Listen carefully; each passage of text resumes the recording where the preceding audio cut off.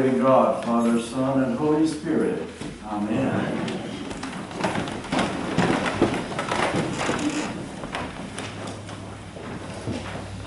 It truly is good to be back home. I've been wandering in the desert for 40 years. No, that's a different story. So, anyway, today in the Gospel reading we find a follow-up with almost the same words as we had last week when they were going through a section called Caesarea Philippi, a place full of Greek idols and statues and so on and so forth, including one of Caesar. Caesar was called, God on earth. So Jesus asks at that time, who do people say that I am? And he gets a few answers, and then he says, who do you think that I am? Which is a perennial question that applies to us today also. And then Peter jumps and gives the right answer. Then they have a little bit of a spat, to call it that, ending with Jesus calling Peter Satan, and then they move on.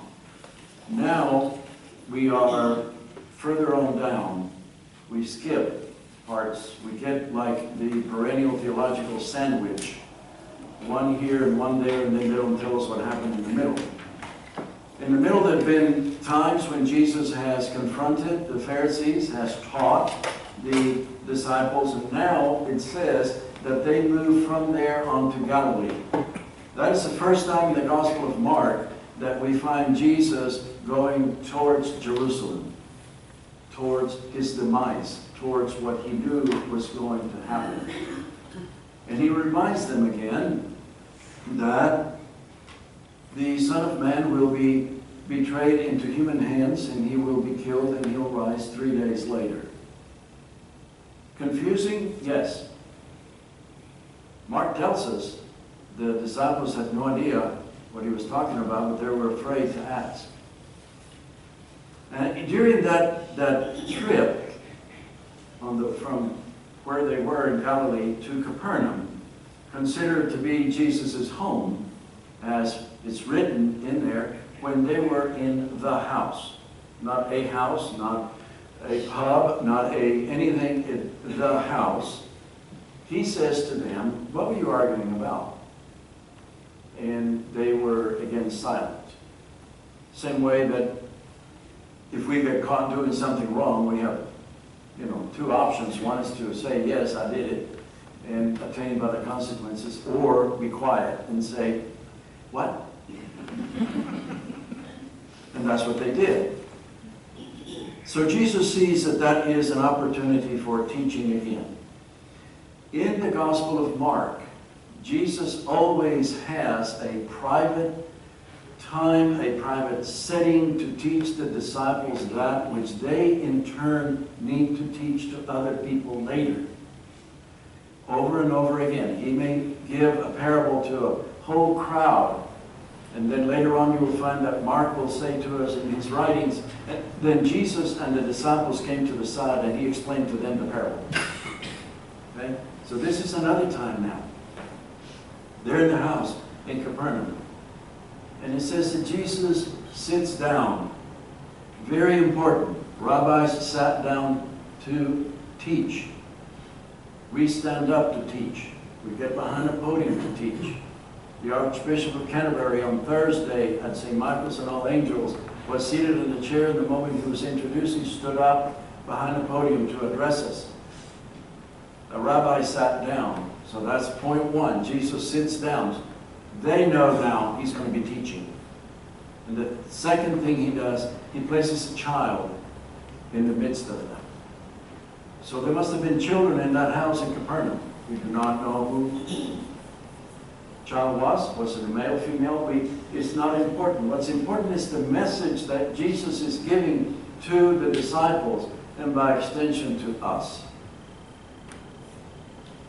He says, if you want to be important, which we all like to be important, you have to be last, and you have to serve everybody else.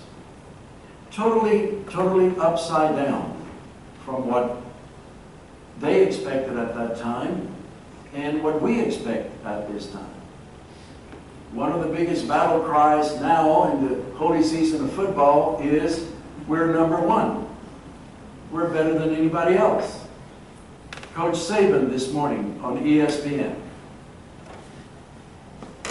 ESPN and all the people who write on sports and commentators and all that, to not say how good they are, but to say what are some of the things that you need to improve to be better. Better than what?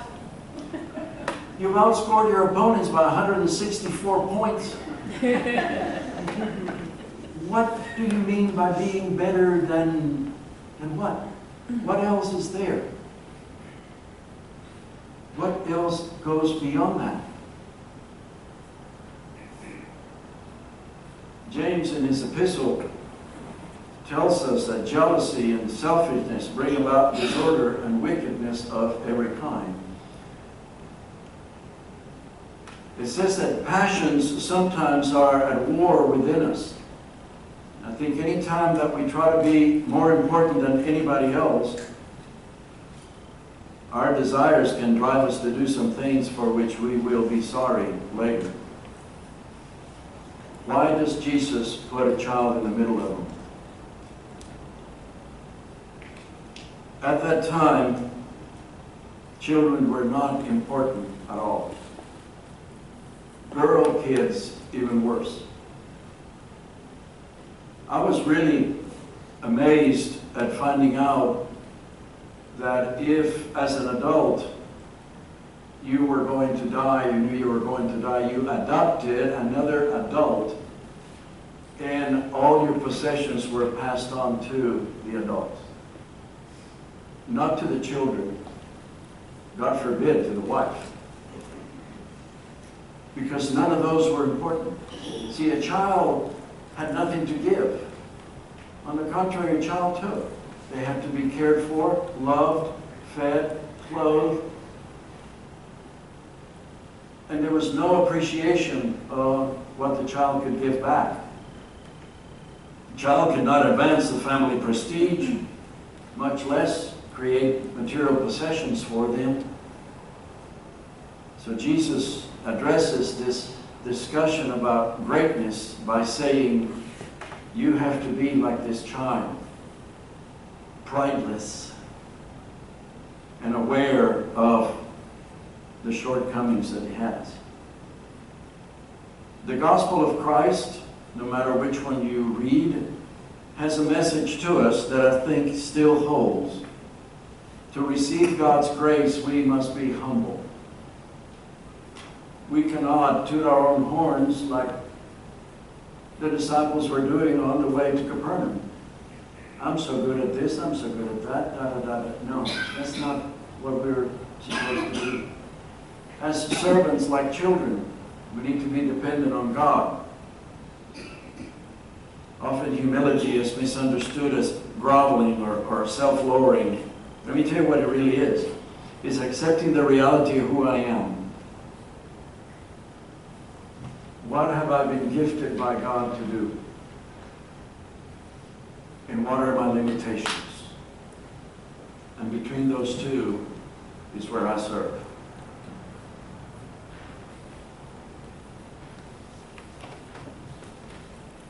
When we're prideful, we do not see any need to understand our finiteness. We do not need to be truthful as to who we are. Because I think humility is truth, and sometimes we do not want to hear the truth. So the journey begins with our surrender to God's grace. It's giving up the illusion of self-sufficiency. Self-made man, self-made women.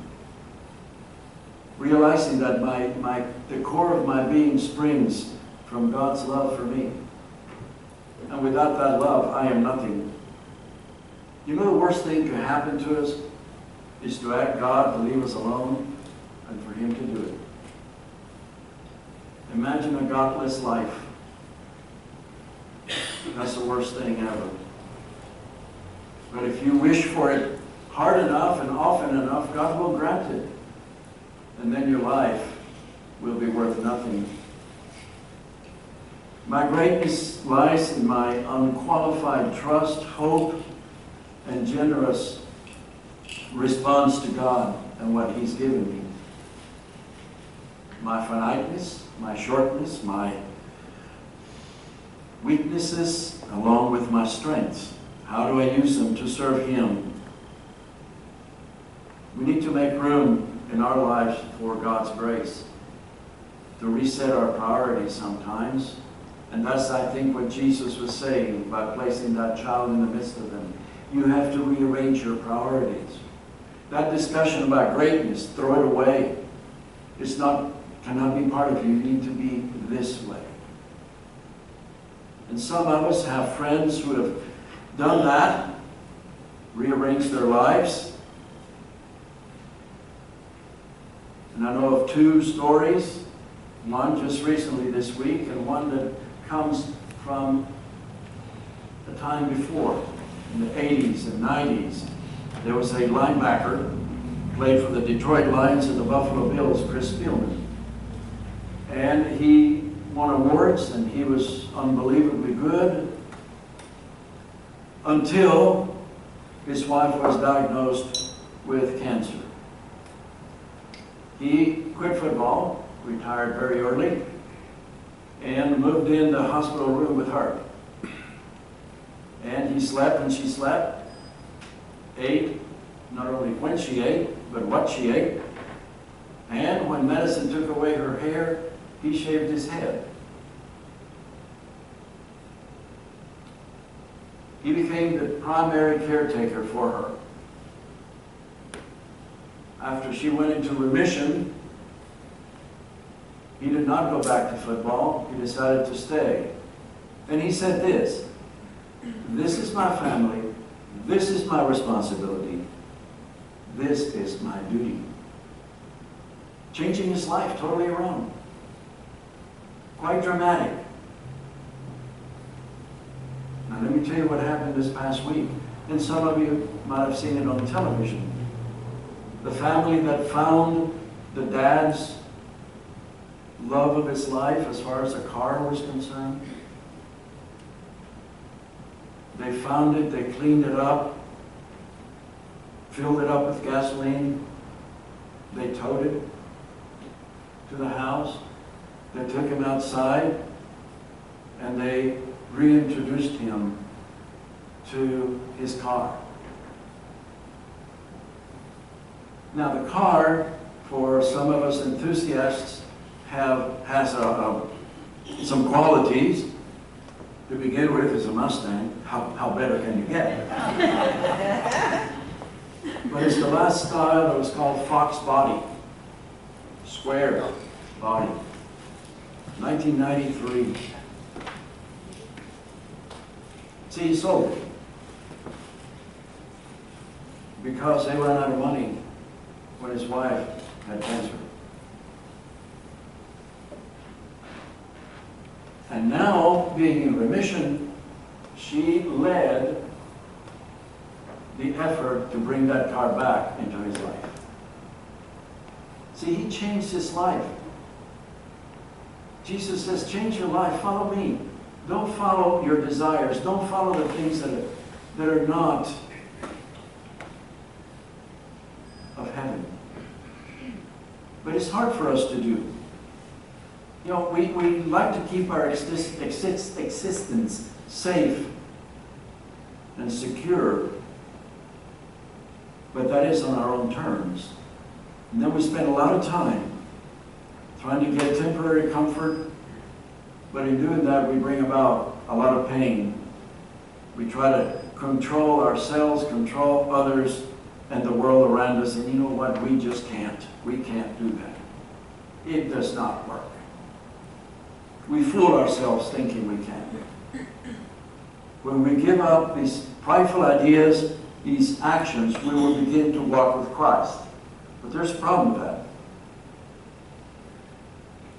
If you do that, you're going to sound funny. You're going to talk about holy things. You're going to say grace before meals in front of people that never heard you say that. You're going to look different. There'll be a certain radiance about you. You're going to think differently. And you might be asked that question that we all fear. What's going on with you? You know, why are you acting this way? Then you have to own up to it and say, because I'm trying to follow Christ. And for all of us who are committed Episcopalians, you know those are bad words, because Baptists use those words.